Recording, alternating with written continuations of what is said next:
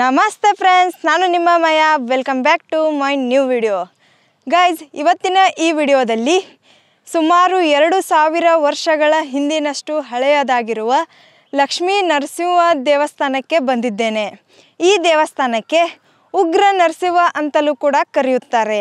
ಎಲ್ಲರಿಗೂ ಭಕ್ತ ಪ್ರಹ್ಲಾದ ಮೂವಿ ನೆನಪಿದೆ ಅಂತ ಅನಿಸುತ್ತೆ. ನೆನಪಿಲ್ಲ ಅಂದರೂ ಏನೂ ಅಡ್ಡಿ ಇಲ್ಲ. ಇವತ್ತಿನ ಈ ವಿಡಿಯೋದಲ್ಲಿ ಸ್ವಲ್ಪ ಹಿಸ್ಟ್ರಿಯನ್ನು ತಿಳಿದುಕೊಂಡು ಈ ದೇವಸ್ಥಾನವನ್ನು ನೋಡಿಕೊಂಡು ಬರೋಣ.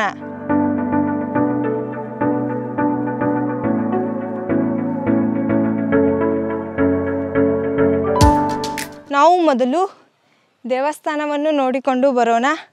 ಅದಾದ ಬಳಿಕ ದೇವಸ್ಥಾನದ ಪಕ್ಕದಲ್ಲಿಯೇ ಕೃಷ್ಣ ರಿವರ್ ಇದೆ. ಅದರ ವ್ಯೂವನ್ನು ಕೂಡ ಎಂಜಾಯ್ ಮಾಡೋಣ. ನನ್ನ ಹಿಂದ್ಗಡೆ ಕಾಣಿಸ್ತಾ ಇದೆಯಲ್ಲ, ಇದೇ ಶ್ರೀ ಲಕ್ಷ್ಮೀ ನರಸಿಂಹ ದೇವರ ಎಂಟ್ರನ್ಸ್. ಒಳಗಡೆ ಹೋಗೋಣ, ಬನ್ನಿರಿ.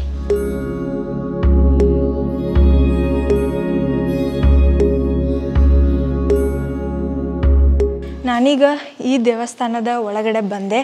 ಒಳಗಡೆ ಬಂದ ಮೇಲೆ ಈ ರೀತಿಯಾಗಿ ದೊಡ್ಡದಾದಂತಹ ಸಭಾಮಂಟಪವಿದೆ. ಈ ಸಭಾಮಂಟಪದಲ್ಲಿ ವಿಷ್ಣುವಿನ 10 ರೂಪಗಳನ್ನು ನೋಡಬಹುದು. ನಾನೀಗ ಒಂದೊಂದಾಗಿ ತೋರಿಸುತ್ತೇನೆ, ಬನ್ನಿರಿ. ಇದು ವಿಷ್ಣು ದೇವರ ಮೊದಲನೇ ಅವತಾರ, ಮತ್ಸ್ಯ ಅವತಾರ, ಕೂರ್ಮ ಅವತಾರ, ವರಾಹ ಅವತಾರ, ನರಸಿಂಹ ಅವತಾರ. ನಾವೀಗ ಈ ದೇವಸ್ಥಾನದಲ್ಲಿ ನರಸಿಂಹ ದೇವರ ಅವತಾರವನ್ನೇ ನೋಡುತ್ತೇವೆ. ವಾಮನ ಅವತಾರ, ಪರಶುರಾಮ್ ಅವತಾರ, ಶ್ರೀರಾಮ್ ಅವತಾರ, ಶ್ರೀಕೃಷ್ಣ ಅವತಾರ, ಬುದ್ಧ ಅವತಾರ, ಕಲ್ಕಿ ಅವತಾರ. ನಾವೀಗ ದೇವಸ್ಥಾನಕ್ಕೆ ಒಂದು ರೌಂಡ್ ಹಾಕಿಕೊಂಡು ಎಲ್ಲೆಲ್ಲಿ ಏನೇನಿದೆ ಅಂತ ನೋಡೋಣ, ಬನ್ನಿರಿ.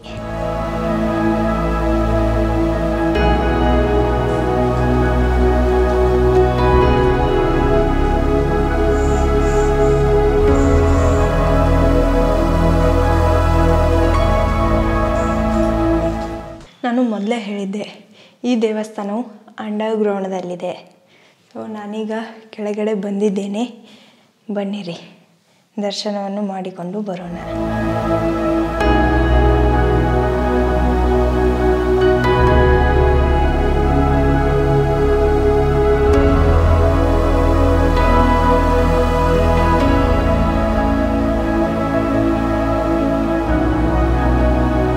ನಾನೀಗ ದೇವರ ದರ್ಶನವನ್ನು ಪಡೆದುಕೊಂಡು ಮೇಲ್ಗಡೆ ಬಂದೆ.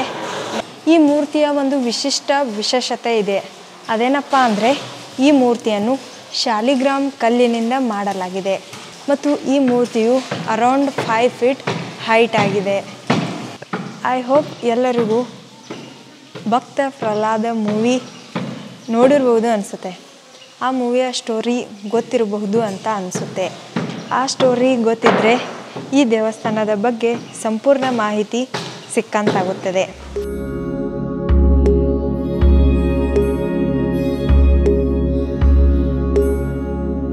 ಈ ದೇವಸ್ಥಾನದಲ್ಲಿ ನಿಂತುಕೊಂಡು ಕೃಷ್ಣಾ ನದಿಯ ಒಂದು ಸುಂದರವಾದ ವ್ಯೂವನ್ನು ನೋಡಬಹುದು. ಈಗ ನಾನು ತೋರಿಸುತ್ತೇನೆ, ನೋಡಿರಿ.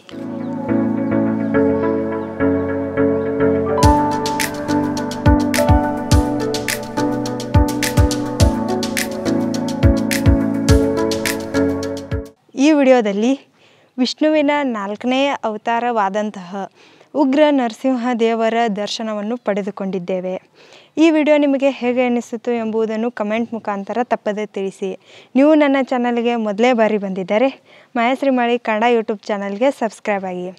ಮುಂದಿನ ವಿಡಿಯೋದಲ್ಲಿ ಹೊಸದಾದಂತಹ ಲೊಕೇಶನ್ದೊಂದಿಗೆ ಮತ್ತೆ ಸಿಗ್ತೀನಿ. ಬಾಯ್.